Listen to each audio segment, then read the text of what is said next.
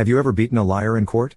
I beat my ex-husband at his own game during our divorce proceedings. My ex had taken my cash to pay for things throughout our marriage and was racking up credit cards in his name, which I didn't know about, so it looked like he had all the debt, and I hadn't contributed financially. He intended to stick me with half of the credit card debt, which was a lot. $30,000 or more. I didn't even know about this until the day of court. And it was things that I had paid for. To counter his credit card debt, I had the house note. I got an inspection and a realtor who gathered info as to what houses were selling for in my area. He also had an inspection. I knew he would try to say the house was worth more than it was. I had the realtor show up as a witness. This weighed in more than his one inspection appraisal. He knew the realtor. He hated her because she was my friend. Her presence shook him up quite a bit and made him uneasy. I could see it. I didn't even count on this, so bonus for me. Plus, I had a written inspection myself. These two things countered his inspection. Next, I made a list of all the household things he took with him, which far outweighed the items that were left. I assigned monetary values to them. His assets far outweighed mine. Not only was his list more in value, but his list took up 2 pages. Mine took up 1/4 of a page.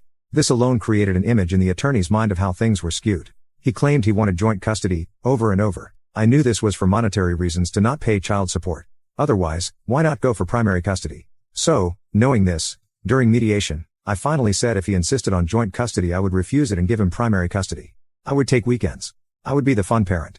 He could take off work every time the kid was sick and couldn't go to school, every time our child had a day off school, and every summer he could find daycare all week. He would be responsible for homework, getting him to bed early, and getting him to school every day, and then finding someone to pick him up from school and watch him until my ex got home from work from 3/5 Monday through Friday.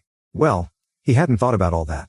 Once I put my foot down in mediation and said I either got primary custody, or he did, and I wouldn't budge. Within a week I got a letter from his attorney. He had conceded to me having primary custody. At first, they tried to call my bluff. Even the mediator looked at me in horror and said, "You wouldn't give up your son, you love him too much." I said, "Exactly. I do love him too much. How can I get along with this man I'm divorcing to joint raise a son? We have completely different parenting styles. If I could get along with him to co-raise my son, we would still be married. I love my son enough to know that going back and forth yo-yoing between 2 households and raising a son in 2 different ways is much worse for him than letting him be raised by his dad. So, if he feels that strongly to raise him, then I concede. He can raise him and I will take the fun weekends running around to Chuck E. Cheese and amusement parks, staying up late, sleeping in with our pajamas on all morning. That sounds good to me." They were speechless. They knew I meant it, and I did. But then, my ex wasn't physically aggressive to our child, so I could risk this. The slight possibility that I was wrong and he would go for the primary custody. However, I knew he didn't want custody till the odds were in my favor. I was able to play that card. Our case went to court. We were in a room with our attorneys, waiting to be called our turn. We had agreed on custody, and now it was about the house and the settlement. Money. We were debating. Because you can still resolve it before appearing before the judge. Well, I started telling stories about our true life every time any question was asked. Looking directly at my ex, portraying the victim I truly was. "Do you have the receipt for this?"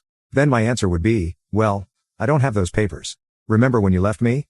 That one day with no notice whatsoever? You pulled up in a U-Haul, and to my horror, you proceeded to leave me, and then once I realized what was going on, I wanted to talk about it and try and work things out, but no. You were busy emptying the house.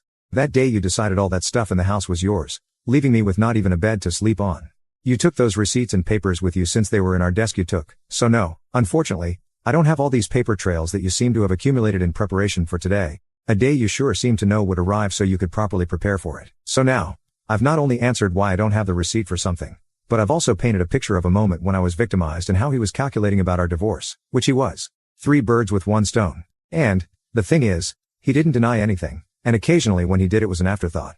Too late. One time he denied something falsely. He was starting to see my strategy. So then I looked at him, sadly, and said, "Wow, you are going to sit here and lie to me, to my face in front of our attorneys? I guess you really don't care anything about me, and maybe you never did? You have a great job that pays well, you have all the stuff we bought together during our relationship, you wanted custody of our son, and now, you've decided you also want the computer.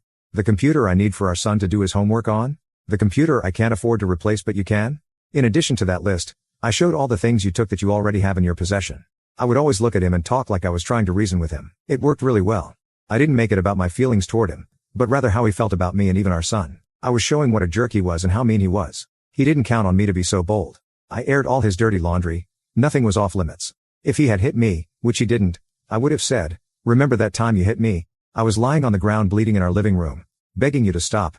You got mad at me because I was late getting home from work, and you promised you wouldn't do it again. I believed you at that time, but now I don't believe you since you obviously hit me again and again. I know you're too easily capable of lying." I worked in so many things in addition to what was asked of me, that his attorney ended up seeing from my point of view what an ass he was. She knew the judge was going to stick it to him. She stopped the negotiation, took him out of the room, and came back with an offer to settle, which involved him losing and paying me money. He sat there and looked at her, and said, "I didn't agree to this." She looked at him, and said, "You better take it, it's in your best interests."